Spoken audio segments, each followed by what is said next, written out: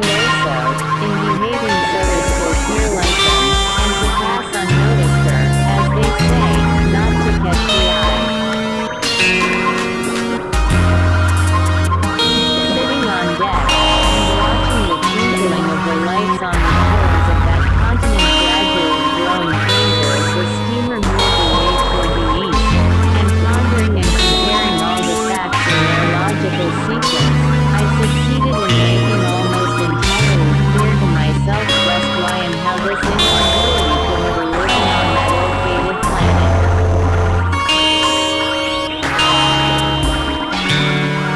To begin with, I established a number of facts that might have enabled this incongruity to arise, but afterward, when I began, as is done in such cases, to eliminate, one by one, all those that ensue logically from one another, I eventually came upon a fact, insignificant at first glance, which to my astonishment turned out to be the original cause of this abnormality.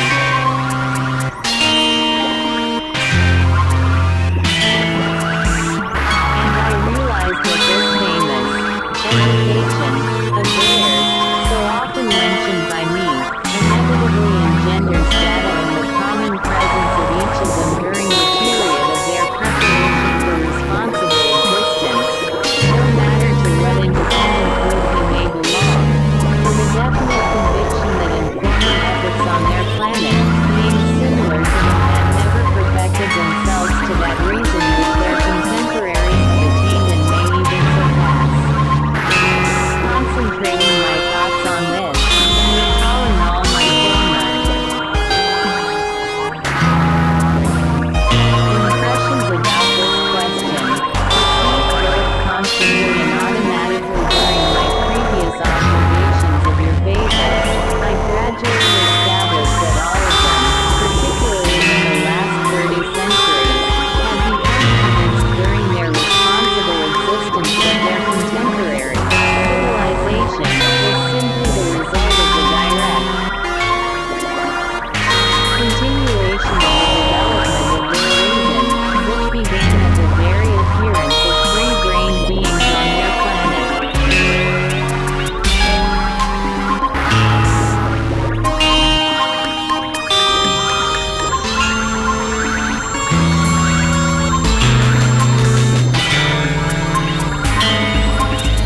And so when the beings of some group or other, owing to the formation in them, while still in their preparatory mood, of fresh data for this, false conviction, accidentally come into possession of something regarded at the time as desirable, which at once invests them with authority, and discover, also accidentally, some idea that has existed many times in past epochs, they pass it off in broadcast as having been thought of by themselves than the beings of other groups, through the absence in them, new for wrong indication, of any data proper to all free-brained beings of responsible age that engender in their presence an instinctive sensing of reality, and of broad outlook, believe that this, something desirable, is appearing on their planet for the very first time, and also that once this idea is applied in practice it will be really very good and they forthwith begin to imitate the first group in everything, both the good and the bad, even if it is completely contrary to all that exists and is well fixed in their ordinary life, merely in order to possess what, for today, is considered desirable.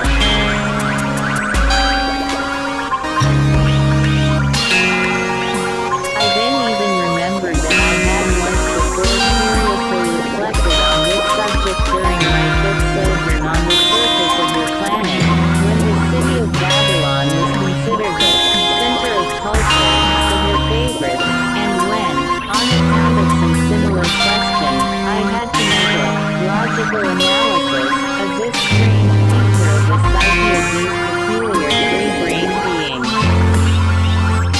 Then, as now, I reasoned as follows.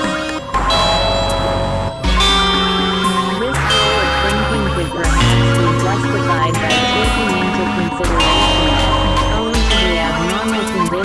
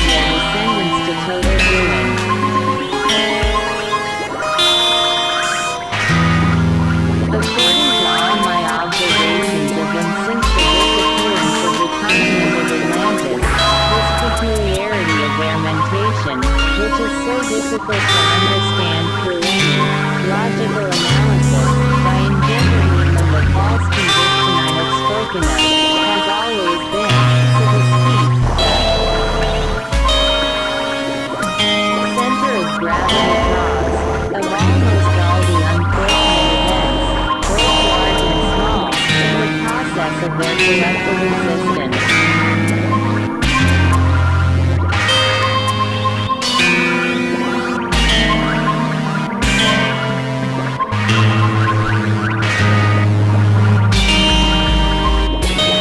Thanks to this false conviction resulting from their strange mentation, and thanks also to the effect on the whole functioning and their feeling of the consequences of the properties of the organ fundamental, which inevitably arise in their presence of responsible agent are called envy, greed, and jealousy. It always happens there that when the being of one group becomes possessor of some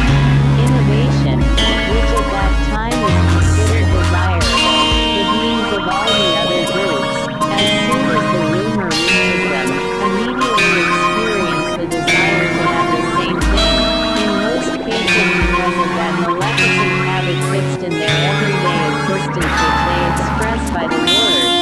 never stand in the way of progress, and from that moment on, there arises in each of them, as I have already said, first the need to imitate the beings of that group and second the indubitable certainty that these beings must exist, very correctly, since they have been able to acquire what is then regarded as desirable.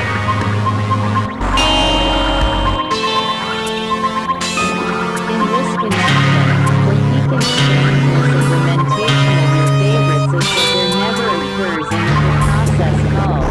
reflection, whereby they might understand, even if only approximately, the true reasons why some beings possess that which evokes in others, envy, greed, jealousy, and so on.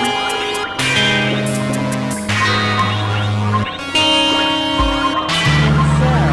my boy, although the beings of this new group have not acquired any of the results attained by the conscious labor and intentional suffering of the free-brained beings of past epochs and have absolutely nothing of their own, and their entire inner content, as well as their outer manifestation, consist only of everything bad that exists among contemporary beings of other independent groups, these latter now imitate to the full whatever is invented by them.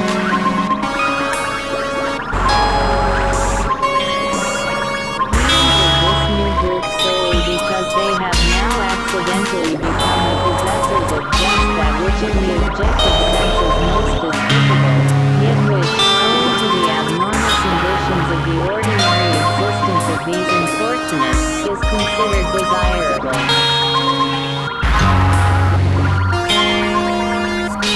Of all the maleficent inventions of the beings of this contemporary community that have accidentally acquired authority, the most harmful for their common presence, that is, the one whose bad effects will be the most difficult to rectify in the future, is the custom they have established of passing a large part of the time of their existence in very high buildings.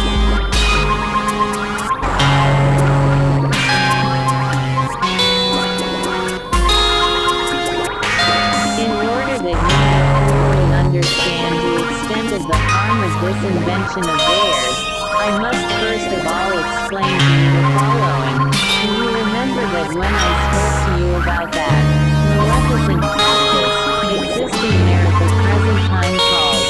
sport, I said that, at the beginning, the duration of existence of these favorites of yours was Palaeocenturian, that is to say, it was prolonged until their husband body was completely coated in them and perfected up to the required gradation of reason, was that later, when very abnormal conditions of ordinary being existence began to be established there, great nature was constrained to actualize their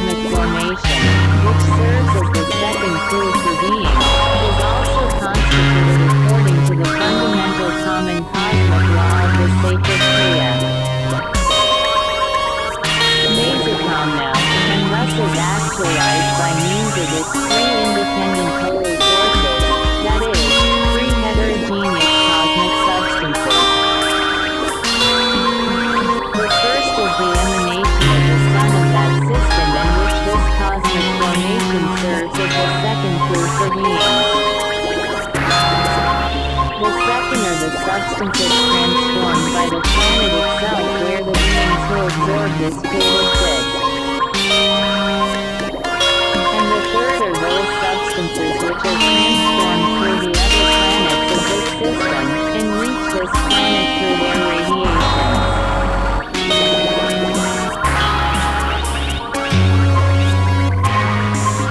And so,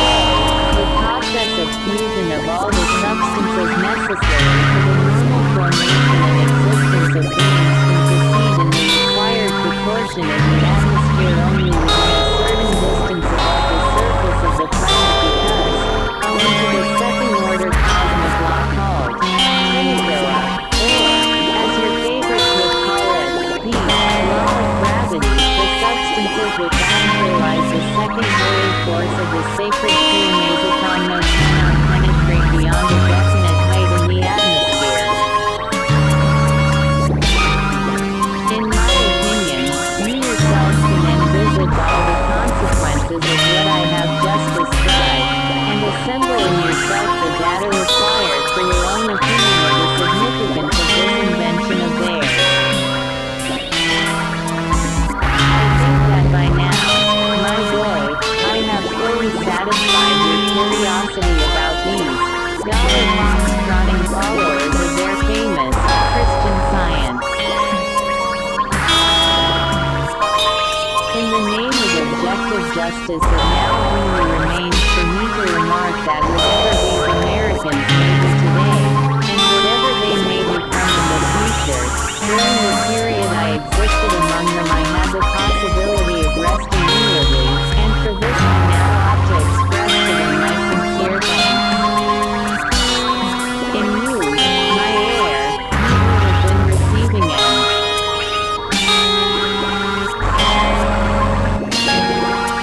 Will receive by inheritance everything acquired by me during my long existence, of course only insofar as you yourself will deserve it by your own conscious being existence and honorable service to our eternal all-powerful maintainer, our endlessness. I command you, if you should happen to be on the planet Earth, to visit without fail the city of New York, or, if by then this city no longer exists, then at least to stop at the place where it once was, and pronounce aloud, with all your being. In this place, my beloved grandfather, my best teacher, Beelzebub, passed a few agreeable moments of his existence.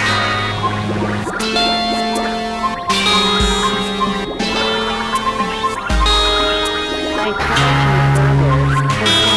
of course, as the heir on me,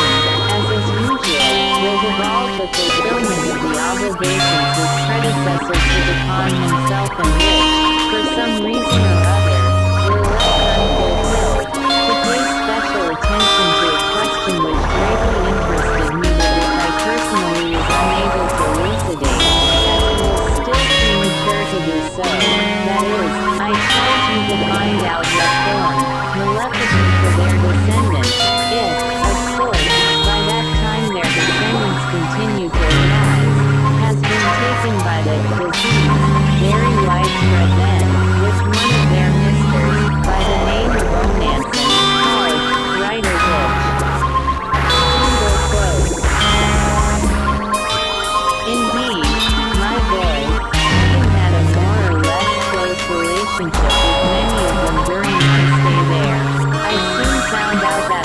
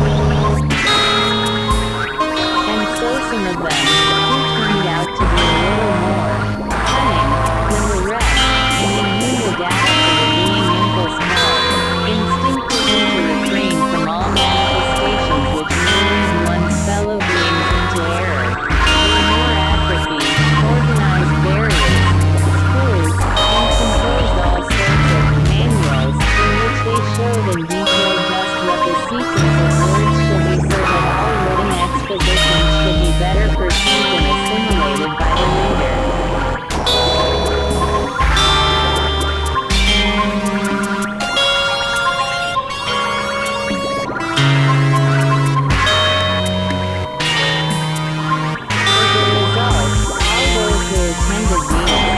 schools, or read these manuals, who were themselves in regard to reading into their knowledge of reality exactly such types as our teacher,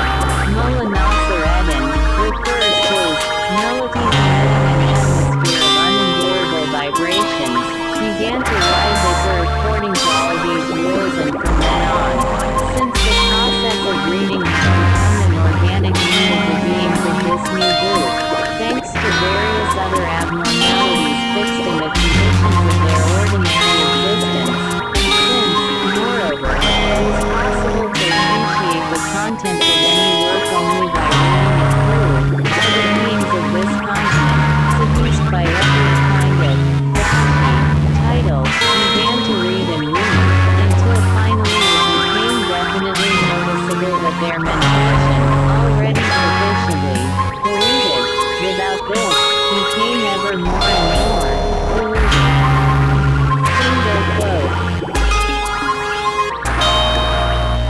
I was not speaking later when I said, if by that time their descendants continued to rise, because I then noticed the same extraordinary singularity with regard to the new conformation of the planetary body of beings of the female sex that I had once noticed long before in the process of the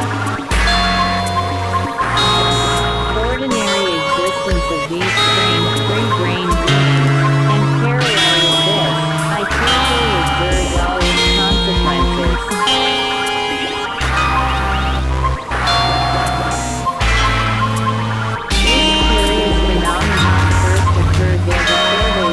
The continent of Atlantis, in the process of existence of a small group of free-brained beings originating from various large communities at that time. These beings existed in isolation on the then famous island called Solitaire, which was situated to the east of the continent of Atlantis, and was engulfed within the planet at the same time as Atlantis itself.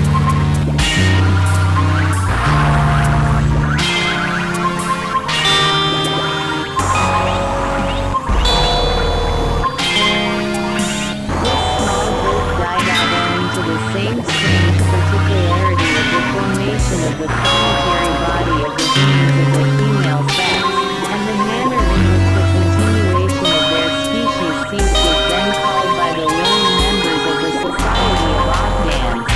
res subcenter also, this extraordinary phenomenon, which took place in the course of several centuries before their race finally disappeared, was the gradual narrowing of what is called the pelvis, in the beings of the female sex. This progressive narrowing of the pelvis took place at such a rate that 2 centuries before their race finally vanished. The appearance in God's world of their, so to say, haphazard conceptions was effected by the means then called psy-drone, and now called caesarean section. Single quote. At this point in Beelzebub's tale, the cross-current already began in the ether which penetrated the whole of the ship contact and signified that the passengers were being summoned to the Joggi temple, that is, the refectory of the ship, where all the passengers assembled periodically to partake of the second and the first being foods. So Beelzebub, and the room ended their conversation and hastened to the Joggi temple.